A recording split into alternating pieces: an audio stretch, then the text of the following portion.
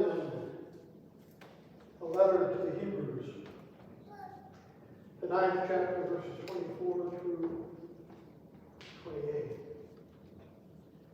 Hebrews 9:24 to 28.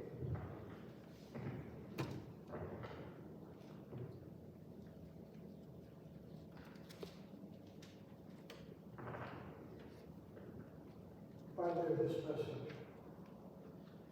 For Christ did not enter a man-made sanctuary that was only a copy of the true one. He entered heaven itself, now to appear for us in God's presence. Nor did he enter heaven to offer himself again and again, the way the high priest enters the most holy place every year with blood that is not his own. Then Christ would have had to suffer many times since the creation of the world. But now he has appeared once for all, at the end of the ages, to do away with sin by the sacrifice of himself. Just as man is destined to die once, and after that to face judgment, so Christ was sacrificed once to take away the sins of many people. And he will appear a second time, not to bear sin, but to bring salvation to those who are waiting for him. The word of God and the people of God. Let us pray. Almighty God, we ask that you would anoint us, please fill me with your Spirit, open our hearts, our minds, our ears to your message. In Jesus' name, amen. We talk a lot in the church about giving thanks during all those wonderful good times, don't we? And what about the other times? When things are not going quite so well. When the blessings don't seem so abundant. What does the Bible say about that? When God seems far away. What about those times? The authors of Psalm 42 seems well acquainted with those times. In times of spiritual dryness and pursuit. It says, as the deer pants for the streams of water, so my soul pants for you, O God. Do we have any hunters out there? Anybody hunt? A few of you. Okay, I'm a hunter. I grew up in Oil City, and when I was a kid, my first day of deer season was on Monday, and we always got that off. And so many guys got class at school 2 weeks later when it was the first day of doe season that they started giving us that off when I was a senior high school. Let me ask you hunters something. If you wound a deer, about 80% of the time, where's it going to head? Down to the water. You got that. Down to the water. Now, I still hunt around here. I'm on the leaves out on the other side of the Plummer. And I got two of those folks at Plummer Church this morning, our guys that hunt. There's a little stream that was right there in the middle of the leaves. Now, the deer like to head towards that little stream when they get hit. Now, I don't know if some of you are muzzleloader hunters, flintlock hunters, but about 30 years ago, the Pennsylvania Game Commission, in its wisdom, decided that during flintlock season we had to use round balls and patches. That's nice if you hit the deer just exactly in the right spot. You can do a lot more damage with the maximum ball. By the way, they did away with that regulation a few years later. But it was during that time somebody shot at a deer. That wasn't even our lease, we didn't buy permission to hunt there. And as far as we can figure out, they hit the deer in the shoulder. Well, we know they hit the deer in the shoulder. The heavier slugs would breaking your shoulder. The round ball wouldn't. It just breaks the skin. It bruises the muscle. It makes them bleed. Another fellow and I, neither one of us were the ones that shot at it, began to track that deer. That deer crossed that little stream 5 times. It would go out ahead of us, turn around, and go back behind us. When we finally caught up with it, it was headed at the back of the property, headed for Big Creek.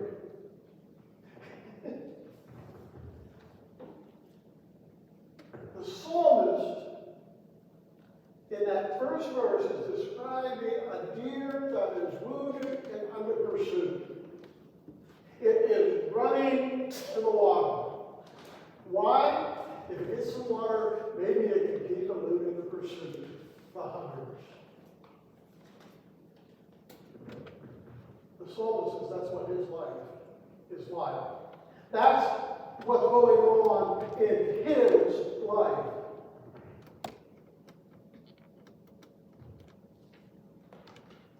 To such a degree, the psalmist's life is his spiritual situation. He feels pursued by his troubles. His soul is dry and on the point of exhaustion. Let's take a closer look at some of these images here. Sorrow is his lot. I'm on a diet of tears. Tears for breakfast, tears for supper, tears all day long. That's from the message. It's how the message renders this. Enemies taunt him, again from the message. All day long, people knock on my door, pestering. Where is this God of yours? I kind of like that word, pestering. It reminds me of when I was a kid, my parents said, don't pester me. Meaning, don't be an annoyance. And he's saying his enemies are constantly annoying him and coming to him and saying, okay, where's your God now? Where's God at?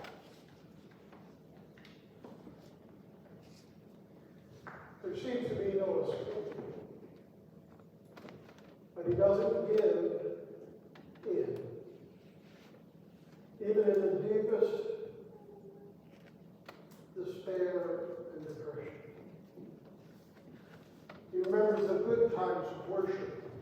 He remembers the good times with God, of fellowship with God, and almost as if he had stored up those times for this time of spiritual longing.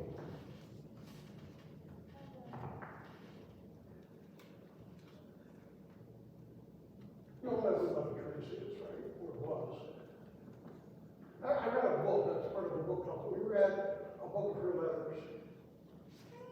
Very early in her life, she always talked about how God was there. God was a tangible presence in her life. In her later letters, she laments the fact that she no longer feels God that way. Then you think somebody like Mother Teresa will always feel God, right? She felt sometimes bereft of God.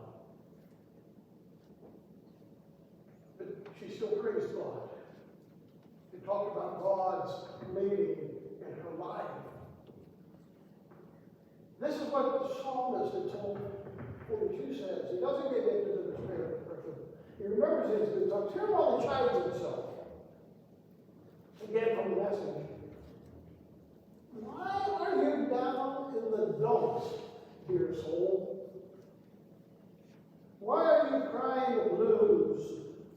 Fix my eyes on God. Soon I'll be praising again. He puts a smile on my face. He is my God. When my soul is in the dumps, I rehearse everything I know of you. Even in the absence of the tangible signs of God's presence, he remembers that presence and praises the Savior and God of his life. Keep on going in God's name, in God's strength. I How many times of unrest? Again, the psalmist brings in a strong image. The depression is so deep, the psalmist tells us, it's as if the water of the parts of the underworld flow over top of him.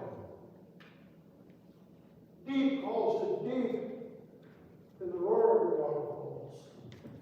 All your waves and breakers are swept over me. The psalmist's soul, he feels like he's in the deep. Whether the deep is a word for the underworld, the world of death and punishment.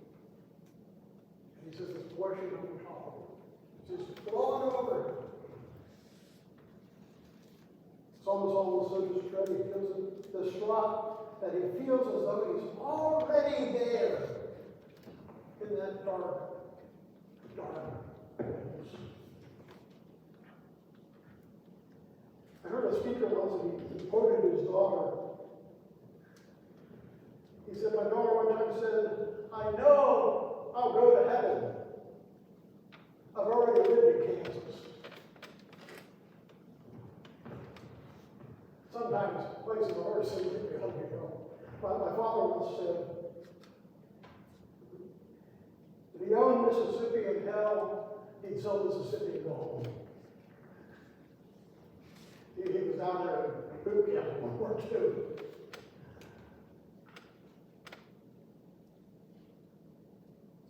Like the psalmist, sometimes we literally feel that we're going through a hell in our life. We're going through a time of punishment, a time of darkness.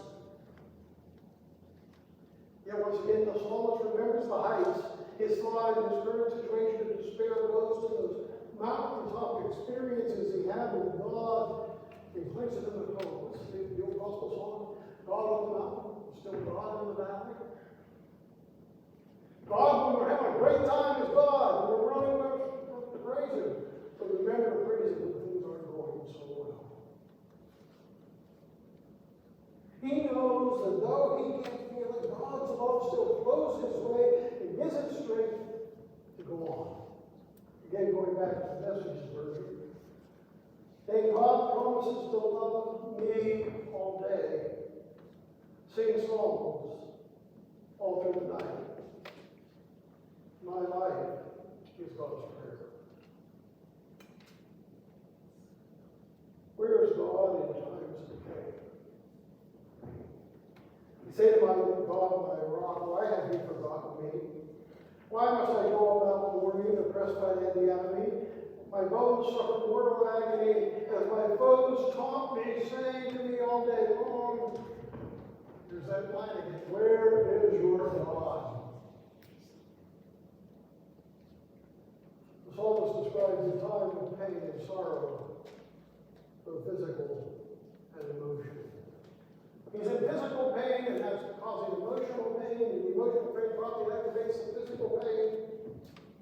And they combine to make it seem as if all the world is arrayed against him.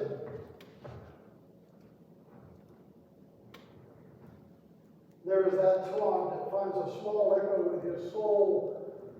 Where is your God? Have you ever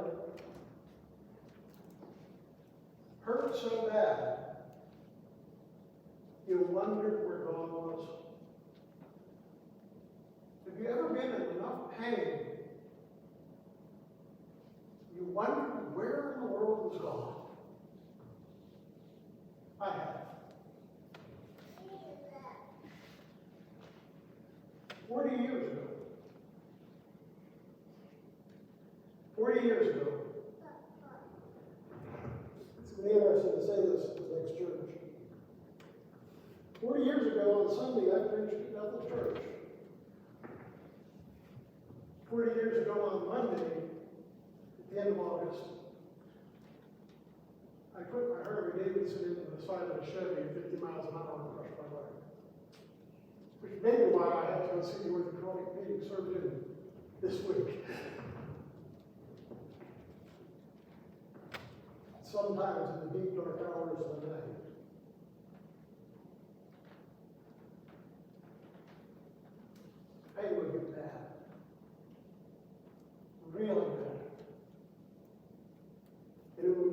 hour or so until I was allowed to have any more payments. Let me in on a secret. Let you in on a secret. Morphine does not kill pain, but you don't care. The brain and the pain don't connect anymore.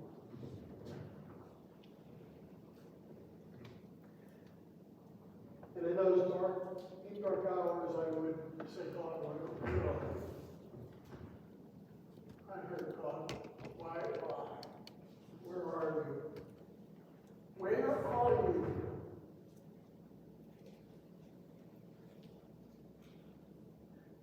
Let's move ahead 4 years. 4 years later, another pastor and I are coming back from Missouri with what was then known as the Trag. And after they started making them back here, that's what we call the moves. Little three-wheel initiatives. We got run over by a semi on the interstate outside of Rolla, Missouri.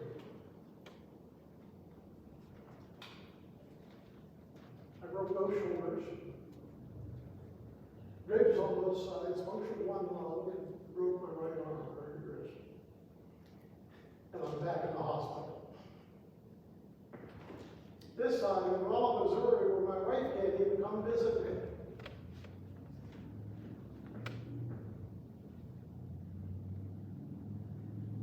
You know what my question was? Why me, God? Why is this happening to me again? The good thing is God actually answered me. You know God's responsible? Why not you? You got me on your side.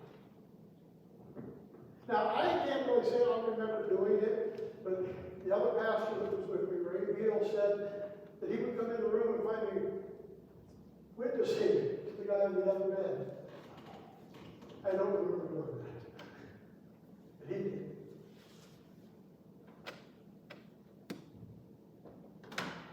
I was in pain. I had to figure out how to get back from Missouri to Pennsylvania. The doctor wasn't sure if I could fly because of the lung. Obviously, I made it back.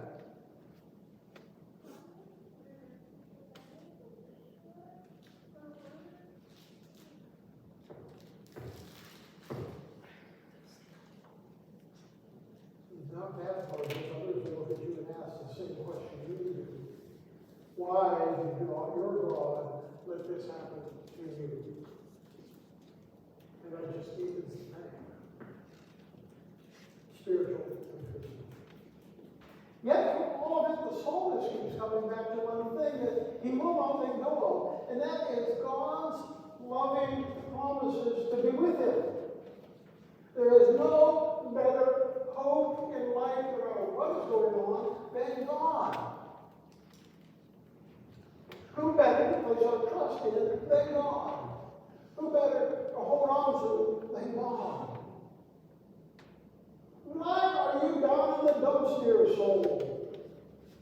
Why are you crying blues? Fix my eyes on God. Soon I'll be praising again. He puts a smile on my face. He's my God.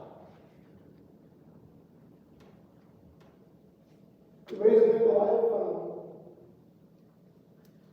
is that when we come out on the other side of those spiritual deserts, those dark and depressing times, those times of hurt, and look back, God was always there. Our own emotions, our own pain, our own illnesses, our own despair block our awareness of God. But God was still there. God was still present in our lives. are struggling with emotions, hard times, dry times spiritually, let us still place our hope in God, our trust in the Lord's promises, and give God's praise. The psalmist cries out so quickly, "Why are you downcast, O my soul? Why so disturbed within me? Put your hope in God, for I will yet praise Him, my Savior, my God." Let's add to that another psalm. This one written by David.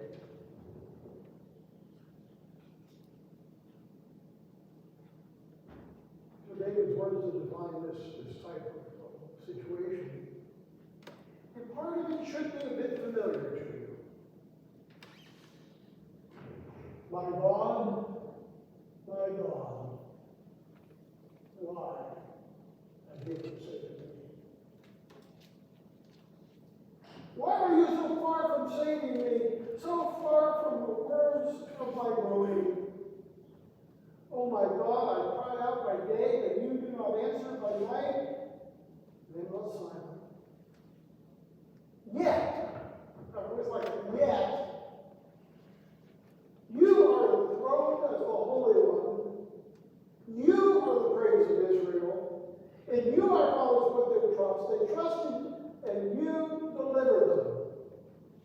They cried to you, and were saved in you, as they trusted, and were not disappointed. I may be feeling all bad stuff,